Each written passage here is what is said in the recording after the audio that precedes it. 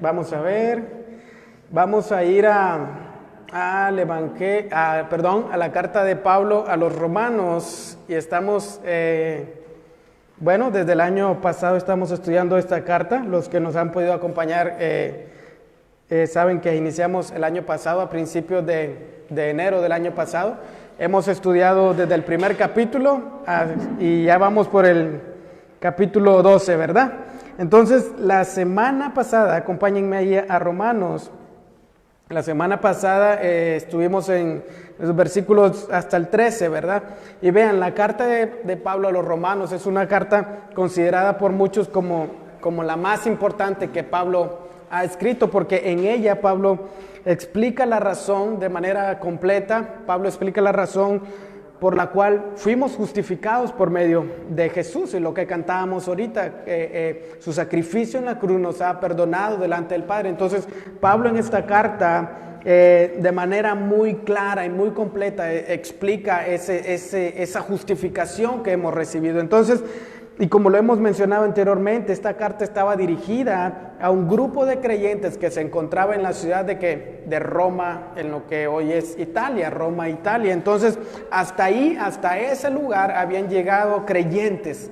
Hasta ese lugar habían creyentes en Jesucristo. Entonces, en esta carta podemos encontrar 3 razones por las cuales quizás fue escrita esta carta. Pablo nos dice en los primeros capítulos que él deseaba viajar a Roma, él deseaba estar con los hermanos, él deseaba conocer esta iglesia, y Pablo quizás entre sus propósitos al escribir esta carta estaba esta razón. Él deseaba preparar su llegada de antemano a Roma, para luego, dice Pablo en Hechos, poder viajar a España. El deseo de Pablo era de Roma poder brincar con el evangelio hacia lo que es la península ibérica, ¿verdad? Que es España, Portugal, todo eso ahí. Pablo deseaba, imagínense qué visión de hombre, desear llevar el evangelio hasta España. Entonces Pablo quería llegar a Roma y de Roma quizás pasar a España, pero quizás con ese propósito envía esta carta antes que él vaya. Otra razón puede ser que Pablo buscaba aclarar o defender sus enseñanzas. En aquel tiempo habían muchos detractores del evangelio. Muchos decían, esto no es así, esto no es allá, Jesús no resucitó, es mentira, el evangelio es un engaño. Habían muchos detractores del evangelio. Entonces, por lo que Pablo también busca aclarar y defender sus enseñanzas, haciendo una apologética, ¿no? del evangelio. Entonces Pablo quizás con ese propósito también escribe esta carta. Otra razón quizás fue para fomentar la unidad entre los creyentes. La iglesia en Roma estaba compuesta por cristianos judíos y cristianos gentiles. Entonces había cierta diferencia entre las culturas, ¿verdad?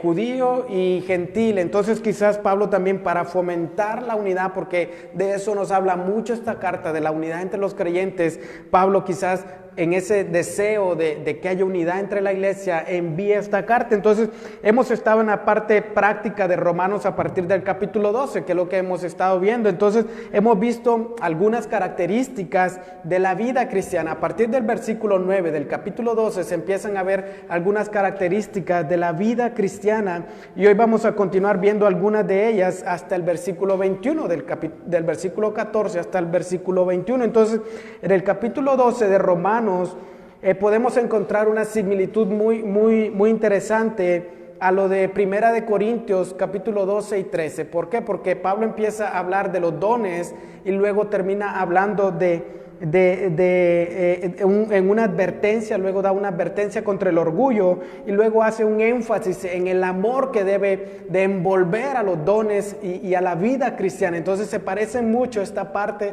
a lo de Primera de Corintios 12 y 13, porque habla primero de dones espirituales, luego viene una advertencia contra el orgullo, y luego al final viene y Pablo hace un énfasis en la vida práctica basada en el amor, que es lo que vimos anteriormente, ¿verdad? Entonces, en estos versículos del 9 al 21, Pablo como le dijimos, nos está dando una larga lista de rasgos, de características de una vida llena del Espíritu. Es como cuando decimos, conoce a fulano, ¿y cómo es?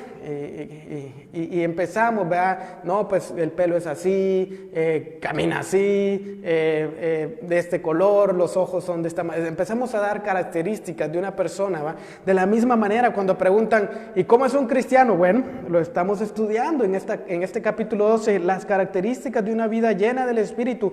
Y vean lo interesante, tanto dentro de la iglesia como fuera de ella, es decir, con las demás personas. Entonces, cuando nos mueven las misericordias de Dios, cuando nuestra mente ha sido renovada a fin de aceptar la voluntad de Dios, todas nuestras relaciones se transforman.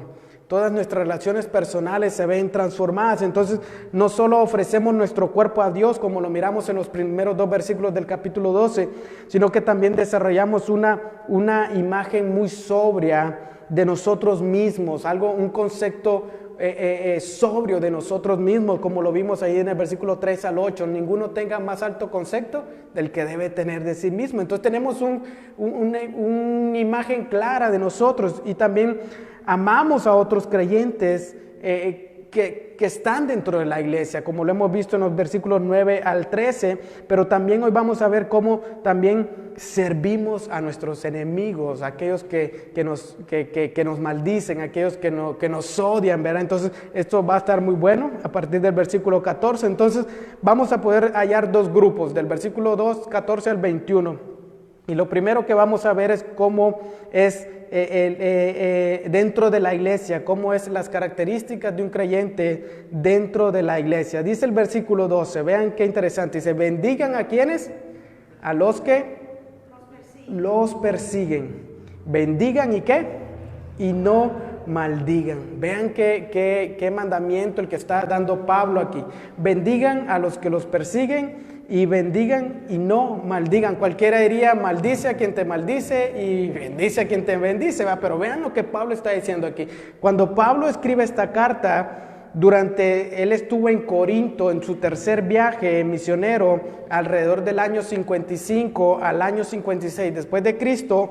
La persecución romana contra los cristianos todavía no había comenzado. Era algo que se empezaba a gestar, todavía como que no empezaba fuertemente la persecución contra los cristianos.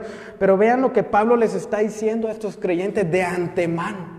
Va a ser algo beneficioso para sus vidas cuando venga esa persecución posterior. Entonces, estos versículos encontramos como imperativos. Un imperativo es una orden, es un mandato, es un deber que se debe de hacer. Entonces, el griego aquí de la palabra bendecir en el original significa elogiar, hablar bien, invocar una bendición. Y me encanta como Pablo aquí dice, bendigan a los que los persiguen, bendigan y no maldigan. En este versículo Pablo no está hablando de devolver bien por mal en el campo de la acción, sino en la acción no, sino que habla de invocar o pedir sobre aquellos que nos persiguen la bendición ¿de quién? De Dios. Entonces Pablo no está hablando de la acción, sino de lo que presentamos delante de Dios, que puede ser oraciones, peticiones por aquellos que maldicen a los creyentes. Entonces Pablo llama a los creyentes ¿a qué? A no maldecir a aquellos que los están persiguiendo, que los están maldiciendo, que los están calumniando, sino más bien los llama ¿a qué? A bendecirlos. Y me encanta porque esto está muy relacionado con lo que Jesús enseñó en Lucas capítulo 6 versículo 27. Vean lo que dice en Lucas capítulo 6 versículo 27. Pero a ustedes los que oyen palabras de Jesús les digo, amen a sus enemigos, hagan bien a los que los aborrecen, bendigan a los que los maldicen y oren por los que los insultan. Si aman a los que los aman, ¿qué mérito tiene? Porque también los pecadores aman a los que los aman. Vean las palabras de Jesús. Jesús está diciendo, ora por quien te insulta, ora por quien te maldice, ora por aquel que es tu enemigo, que está en contra de ti a causa del evangelio. Y dice Jesús, hace una pregunta, si ustedes aman a los que los aman, ¿qué mérito tiene? Pues realmente es amor con amor se paga, dicen algunos por ahí, ¿no? Pero Jesús está preguntando, entonces, ¿qué mérito tiene? La respuesta de Jesús es vean, como dice, los pecadores también aman a los pecadores. O sea, el mundo también se ama y se devuelve en el amor, pero Jesús está volteando totalmente el modo de ver las cosas. Es, ama a quien ¿qué? Te maldice. Ora por quien te maldice, ora por quien te persigue, ora por aquel que te aborrece, por aquel que quiera hacer lo malo contra tu vida. Vean lo que Jesús está diciendo. Y está muy relacionado con lo que Pablo está diciendo aquí. Bendice a los que te persiguen, bendigan y no maldigan. Entonces, en la cruz, hermanos, Jesús, vean lo que hizo. Jesús oró al Padre por aquellos que lo habían puesto ahí, Lucas 23:34. Y Jesús decía, Padre, perdónalos porque no saben lo que hacen.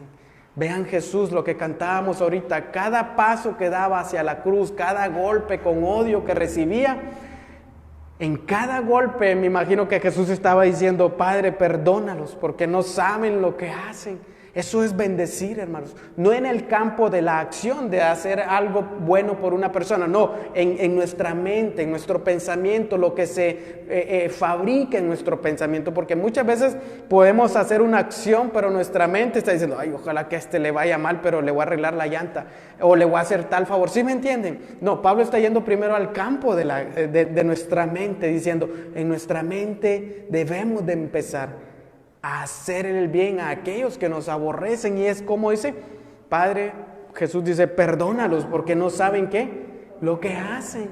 Jesús si hubiera podido, le hubiera hecho descender ángeles para que castigaran a estos que lo estaban crucificando ahí, ¿sí o no? Sí, ¿verdad? Entonces, vean cómo Jesús ora al Padre por aquellos que lo están crucificando ahí. Entonces, Esteban también es otro ejemplo, hermanos. Esteban estaba siendo apedreado y prácticamente enterrado sobre piedras. ¿Y qué es lo que dijo en Hechos capítulo 7, versículo 60? Dijo, Señor, no les tomes en cuenta, ¿el qué? Este pecado. Vean lo que es bendecir a aquellos que nos maldicen, a aquellos que nos aborrecen, a aquellos que nos persiguen. Es totalmente distinto a lo que el mundo enseña. El mundo dice, ama y te van a amar, odia y te van a odiar. Pero Jesús enseña algo diferente. El Evangelio viene a mostrarnos algo diferente. Entonces Esteban decía, Señor, no les tomes en cuenta este pecado. Imagínense, hermanos, que nos estén apedreando por causa del Evangelio, que se estén insultando por causa del Evangelio, que te estén deseando el mal por causa del Evangelio, y que tu vida lo único que haga es, Padre, no tomes en cuenta ese pecado delante de ti, en la oración, en tu vida, ahí donde oramos, o aquí cuando nos reunimos a orar y pedimos el perdón de Dios por esas personas. Esto es el Evangelio, hermanos. Esto es lo que caracteriza a un verdadero creyente. Pedro también habla de nuestra actitud a aquellos que nos persiguen. Primera de Pedro, capítulo 3, versículo 9. Dice, no devolviendo mal por mal o insulto por insulto. Imagínense, no, que hijo de fulano, de tal, de mengano, y que no, botellita de Jerez, y todo lo que diga será al revés. O sea, y nos ponemos al tú por tú en esa situación.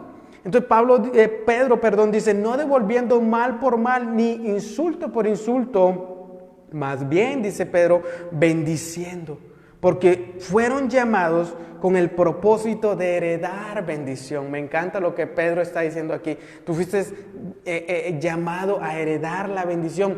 No la pierdas por hacer un insulto, por desearle el mal a alguien, por maldecir a una persona, por insultar a alguien. Me encanta lo que Pedro dice. Tú estás para esto. No pierdas la meta a causa de estas cosas. Entonces, vean, Santiago dice algo sobre esto mismo. Santiago capítulo 3, versículo 6. Dice, también la lengua es un fuego, un mundo de iniquidad. La lengua está puesta entre nuestros miembros, la cual contamina todo el cuerpo. Es encendida por el infierno e inflama el curso de nuestra vida.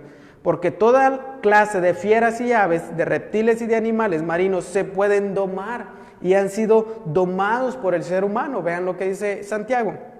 Pero ningún hombre puede domar la lengua.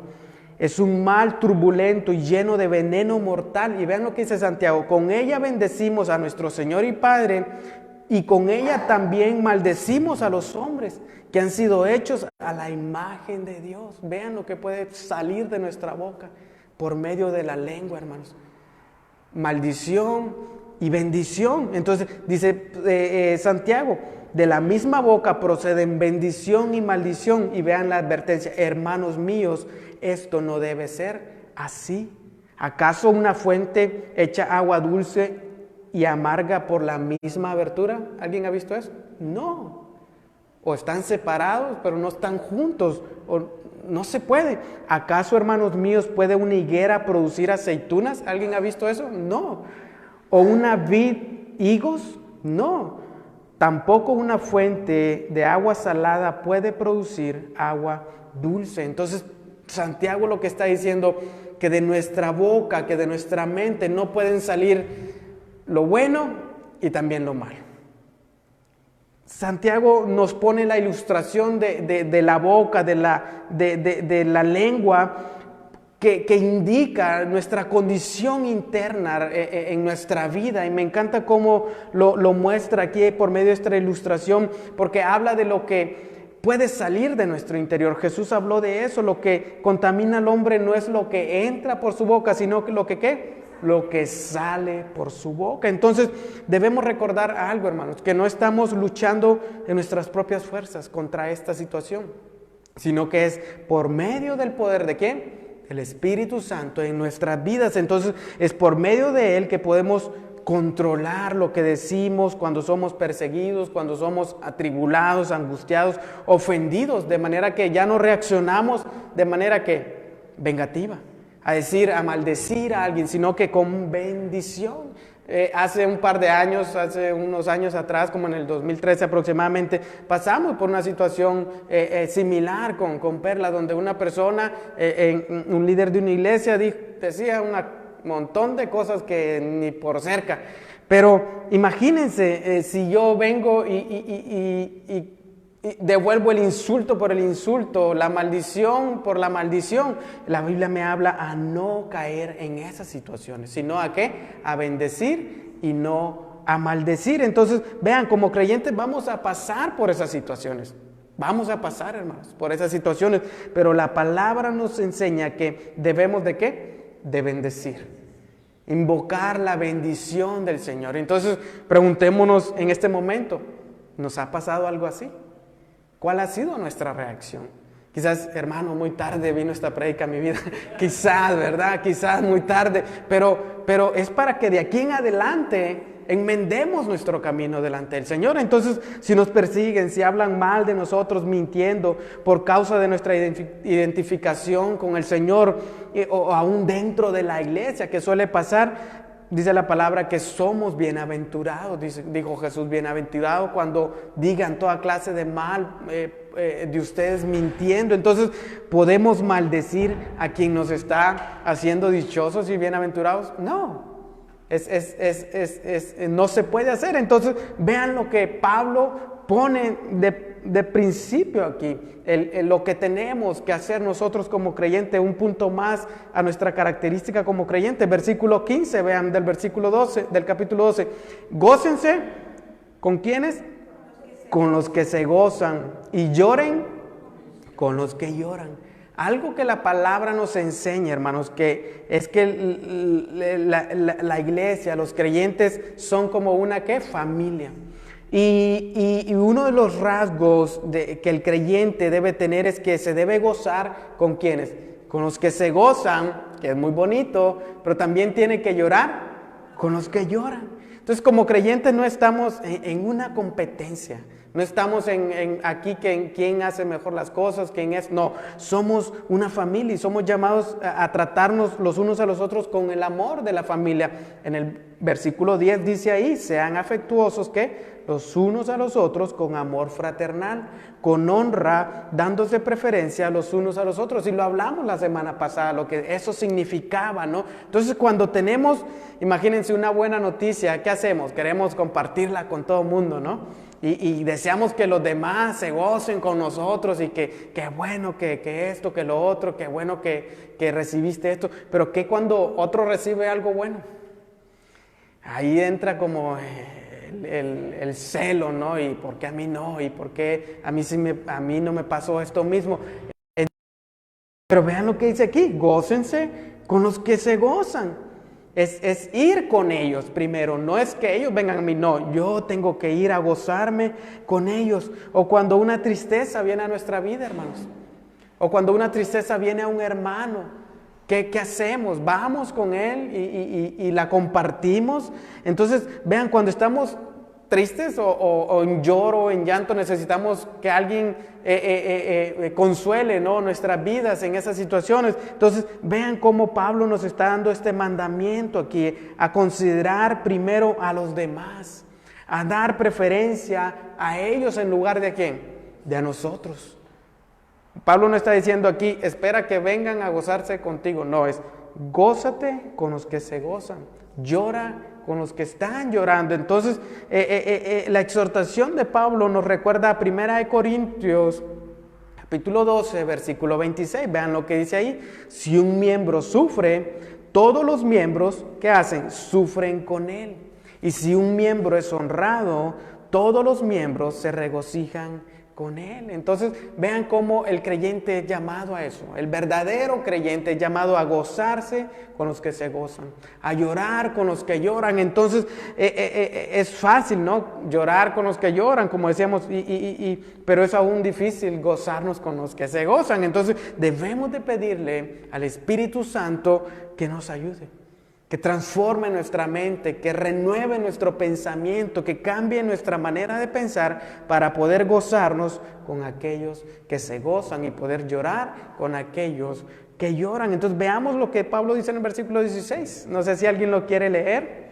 Vean lo siguiente que Pablo dice, la siguiente instrucción. Dice, tengan el mismo sentir unos con otros, no sean altivos en su pensar, sino condescendiendo con los humildes. No sean sabios en su propia opinión. No sean sabios en su propia opinión. Vean lo que Pablo nos habla aquí. Nos habla de unidad, de unanimidad, ser de un ¿qué? De un mismo sentir. También nos habla de humildad. No sean ¿qué? Altivos y no sean ¿qué? Sabios en su propia opinión. Primero nos dice que haya unidad, un mismo sentir, pero también nos enseña que haya humildad.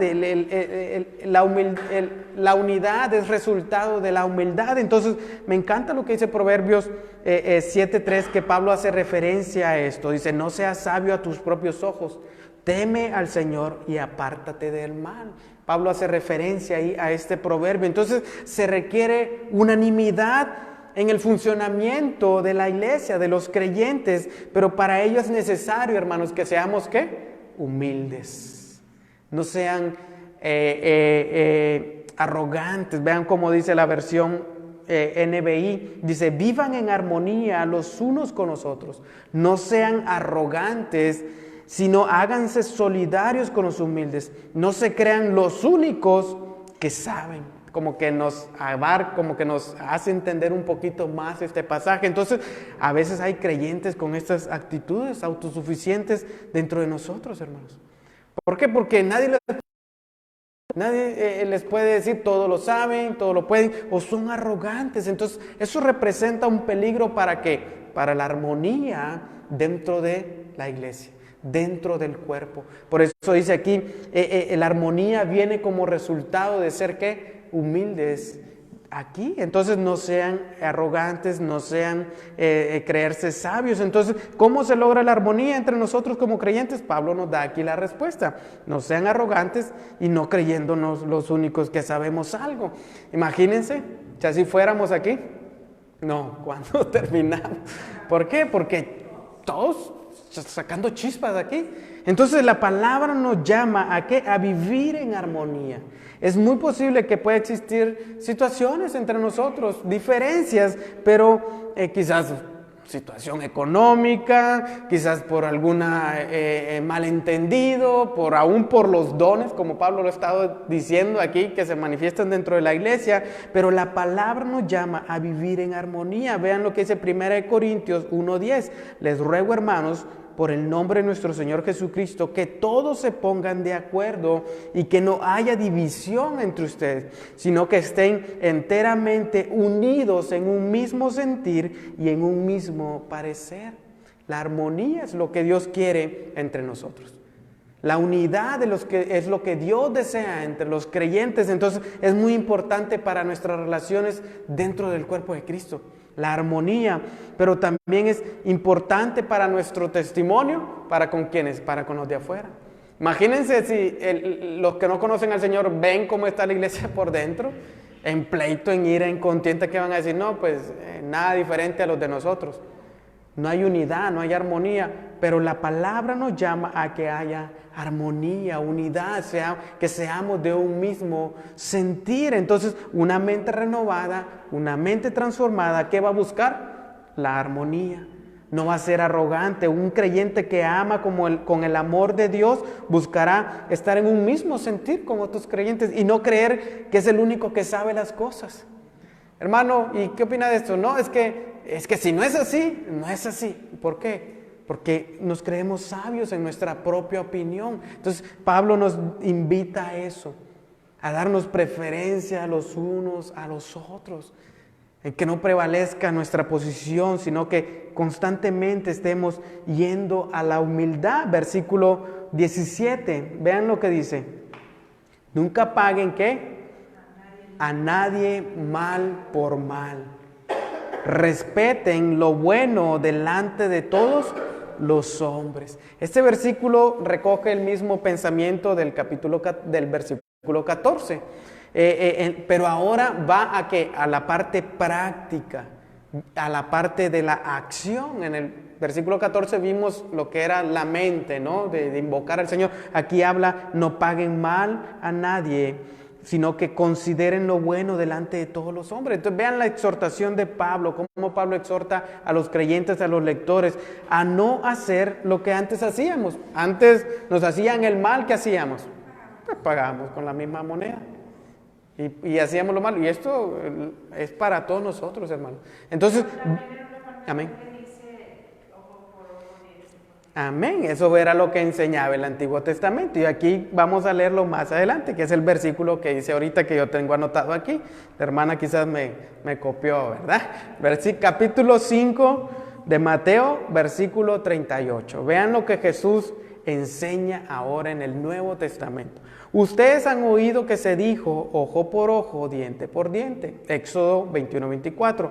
Pero vean lo que Jesús dice, pero yo les digo, no resistan al que es malo. Antes bien, a cualquiera que te abofetee en la mejilla derecha, vuélvele también la otra. ¿Qué pasaría si nos insultan en este momento? ¿Qué pasaría si ahorita te dicen algo malo? Te dicen, no, esto y lo otro. ¿Qué harías? ¿Ojo por ojo o pone la otra mejilla para que te den el revés? Difícil, ¿no?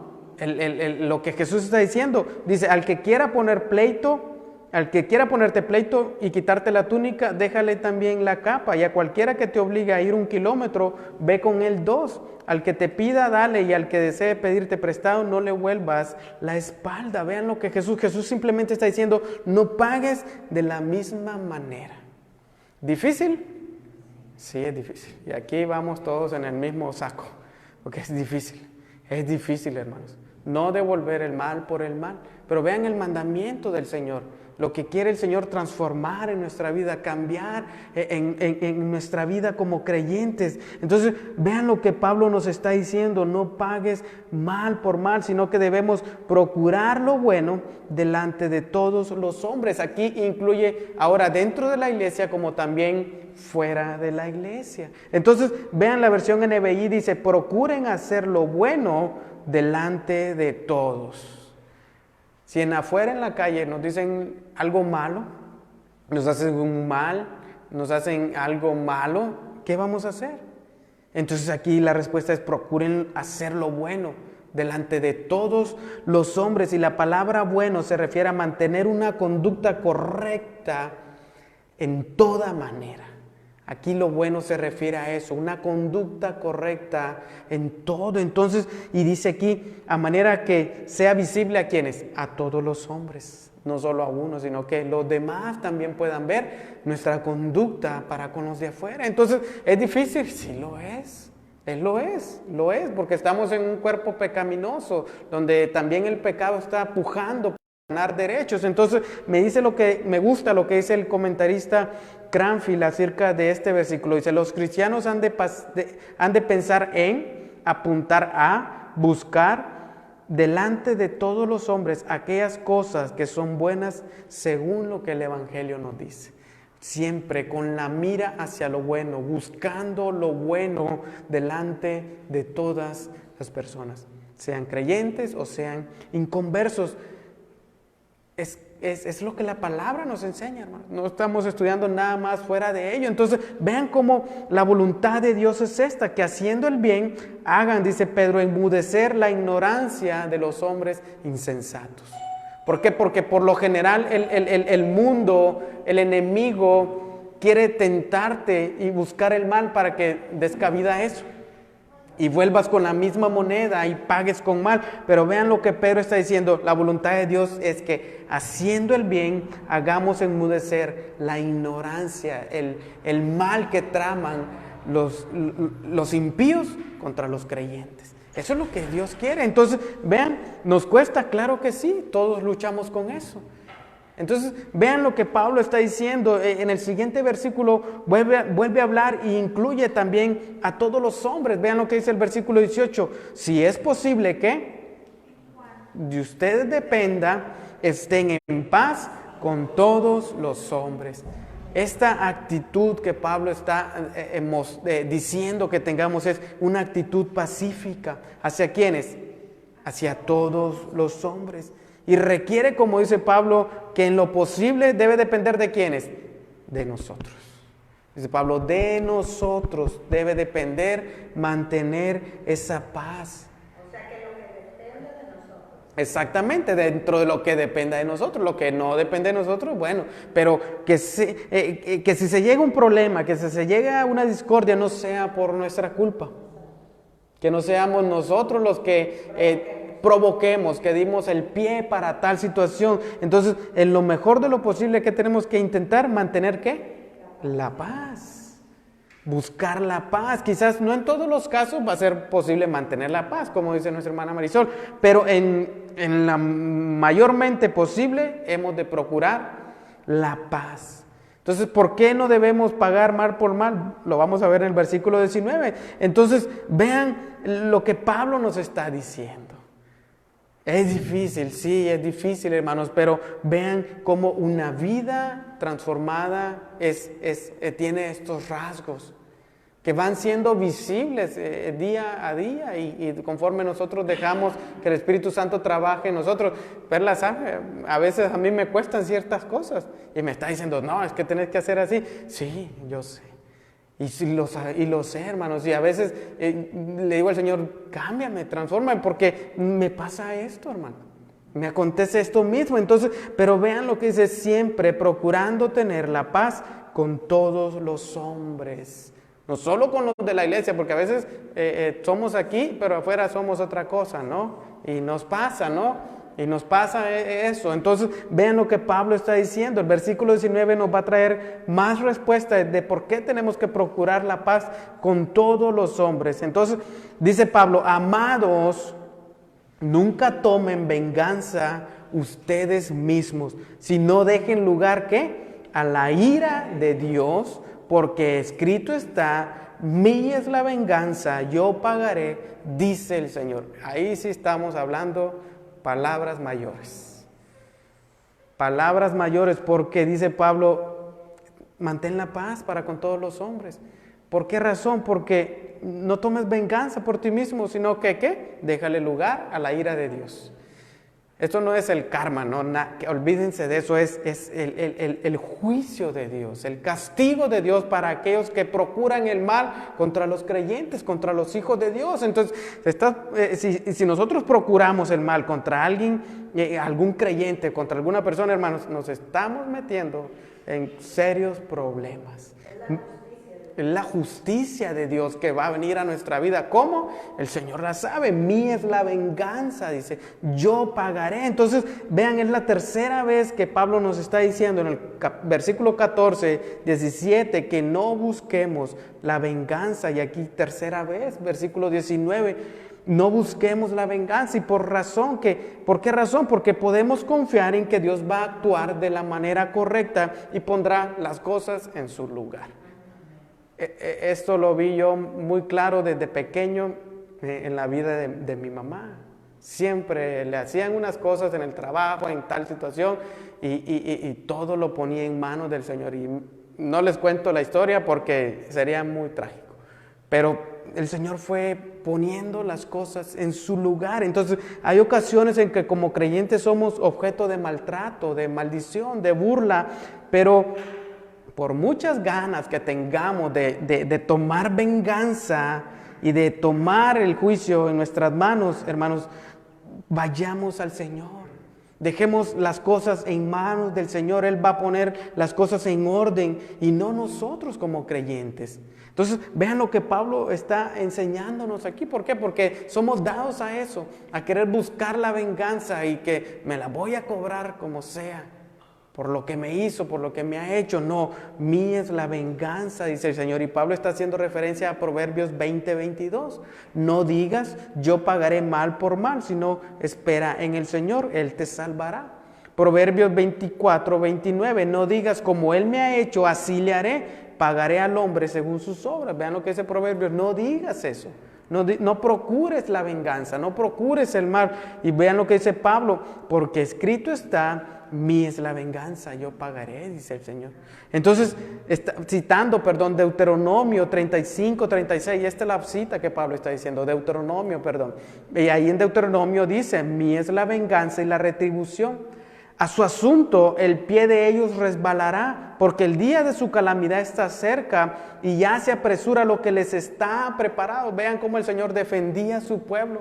Les está diciendo, ustedes, déjenme a mí las cosas. Ya está preparado la calamidad que les viene a estas personas que procuran el mal contra ustedes. Y dice el versículo 36, porque el Señor vindicará a su pueblo y tendrá compasión de sus siervos cuando vea que su fuerza se ha ido y que nadie queda ni siervo ni libre. Entonces, cuando el Señor nos ve en debilidad y cuando ya estamos siendo casi avergonzados y quizás tratados con mal, dice el Señor, déjenme las cosas a mí. Yo voy a resolver este asunto con estas personas, contra mi pueblo, contra mis siervos, dice el Señor, nadie se mete. Tenemos ese consuelo como creyentes entonces, hermanos, que el Señor va a pelear la batalla por nosotros. Hermanos, David es un ejemplo muy claro de esto que estamos hablando. Saúl siempre procuró desde un principio darle muerte a David, pero nunca quiso levantar su mano contra Saúl. ¿Por qué? Porque él sabía, hermanos, que Dios iba a tomar cartas en el asunto y la venganza iba a estar en su mano. Entonces a David varias veces se le presentó la oportunidad de matar a Saúl en una cueva, aquí y allá, y David tenía temor del Señor porque conocía este mandamiento, mía es la venganza, yo pagaré. Entonces, hermanos, cuando seamos tentados a quizás vengarnos con mal sobre alguna situación, recordemos esto. Si somos verdaderos creyentes, recordemos esto. Mía es la venganza, dice el Señor. Entonces quizás en este momento, hermanos, en nuestra vida se está tramando algún mal o alguien nos ha hecho malo. La palabra dice que dejemos todo en manos de ¿quién? El Señor. No nos despeinemos, no durmamos durmamos tranquilos, hermanos. El Señor va a enderezar todas las cosas según su voluntad. Y a veces nos preocupamos y dejamos de dormir y esto y lo, pero a veces me pregunta, ¿por qué no te preocupas? Y ella dice que hermanos, confiamos en el Señor. Todo es obra de Él. Dice la palabra que todo obra para bien para aquellos que le aman. El asunto es aquí que cuando procuramos el mal contra otra persona, el problema es que nos estamos metiendo contra el Señor. Entonces tengamos ese cuidado de no pagar mal con mal, porque el Señor va a traer venganza a nuestra vida. Entonces nuestra tarea es orar al Señor pidiendo misericordia por la vida de esas personas. Que el enemigo se convierta en nuestro amigo. Vean lo que dice el versículo 20. Ahí está muy claro. No sé si alguien lo quiere leer. Si tu enemigo tiene hambre, dale de comer. A ver. Si tiene sed, dale de beber. Porque haciendo esto, carbones encendidos amontonará sobre su cabeza. A ver. ¿Quién se eche ese trompo a la uña, como dicen? Dale de comer ¿a quién? A tu enemigo, si tiene hambre. Dale de beber a tu enemigo si tiene sed. Difícil, ¿no?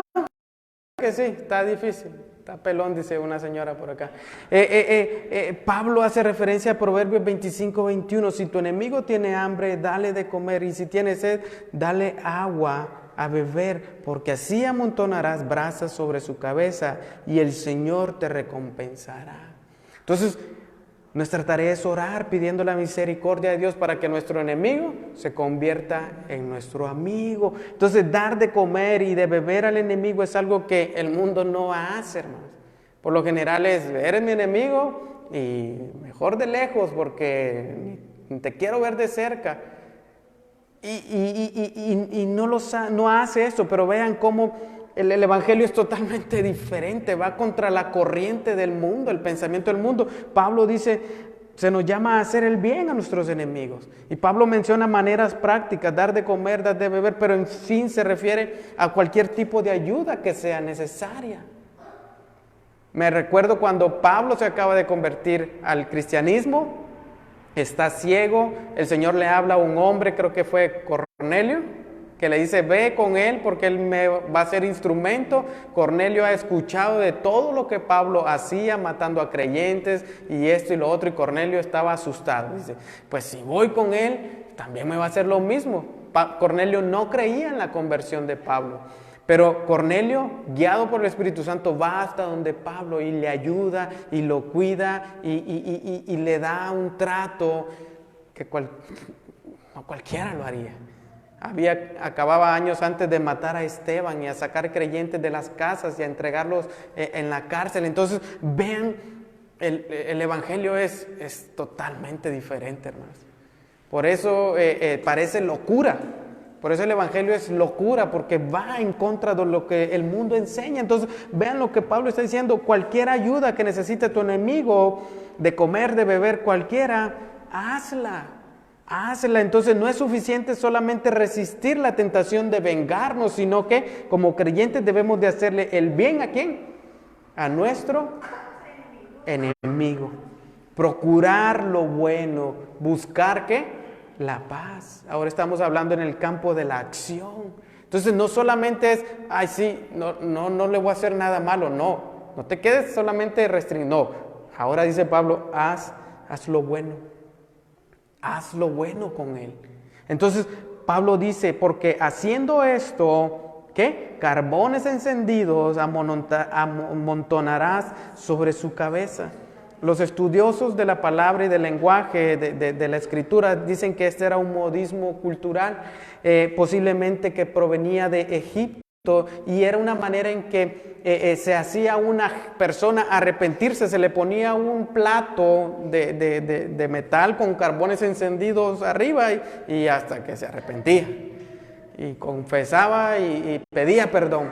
Entonces Pablo quizás está tomando esa ilustración y dice de esta manera: carbones encendidos amontonará sobre su cabeza. Pero la NBI me gusta cómo lo traduce y dice: actuando así harás que se avergüence de su conducta.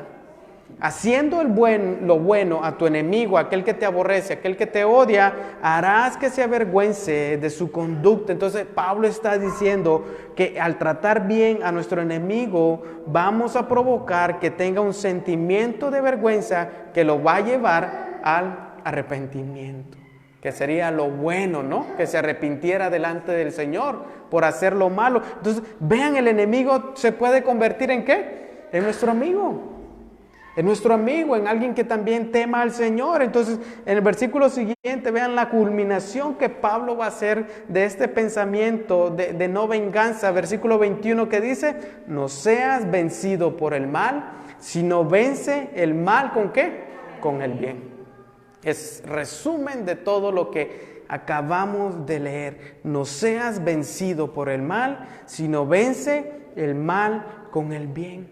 La apariencia general es que el mal es más fuerte que el bien. Satanás piensa que sus estrategias, lo que trama, va a ser más fuerte que el bien en lo natural. Lo natural sería devolver el mal por mal. Pero vean lo que dice aquí, no seas vencido por el mal, sino que vence el mal con el bien. Entonces, como creyentes, a veces vemos que un creyente paga mal por mal, es porque ha sido vencido por el mal. Cuando nosotros pagamos mal por mal, es porque el mal nos ha vencido. Eso es lo que buscaba el mal, que respondiéramos con mal. Eso es lo que Satanás buscaba, que devolviéramos el mal. Eso es lo que el enemigo busca, que devolviéramos el mal. José, hermanos, fue tirado en el foso, vendido por sus hermanos. Y sus hermanos fueron donde su papá y dijeron, lo devoró una fiera. Pero José había sido vendido como esclavo a Egipto. José luego en Egipto llegó a ser un hombre prominente, de tal manera que tuvo autoridad, y luego vino el hambre. Fueron hasta él a buscar de comer, y cuando se presentan ante él, imagínense que José hubiera pagado mal por mal. ¿Qué hubiera pasado? El mal lo hubiera vencido. El mal buscaba que pagara con mal, entonces lo vence, porque logró su cometido el mal, que pagara con la misma moneda. Pero vean lo que aquí se nos está enseñando, no hagas eso. Y me encanta lo que dice Proverbios 16:32, es mejor el lento para la ira que el poderoso, el que domina su espíritu que el que toma una ciudad. Entonces habla de eso, que venzamos el mal, ¿con qué? Con el bien. José venció el mal que le habían hecho sus hermanos con lo bueno que hizo.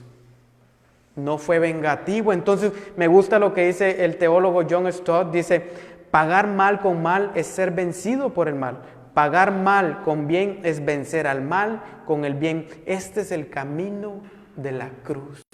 Por eso Jesús dijo, tome su cruz y sígame. Esa es la cruz, hermano, del Evangelio. El no pagar mal por mal, el vencer el mal con el bien. Los romanos tenían una diosa que se llamaba la diosa Victoria, y ellos pensaban que la paz solo podía conseguirse a través de la fuerza, de la victoria de sus ejércitos sobre sus enemigos, imponiendo autoridad. Los romanos eran poderosos para eso. Pero Pablo les está diciendo a los creyentes, ese es el pensamiento del mundo. El mundo quiere acabar el mal con el mal. El mundo quiere poner la paz con la guerra. Y Pablo está diciendo, es totalmente diferente. Es lo contrario. Y lo coloca de manera invertida. Para lograr una victoria sobre el mal, ¿qué debemos de hacer? El bien.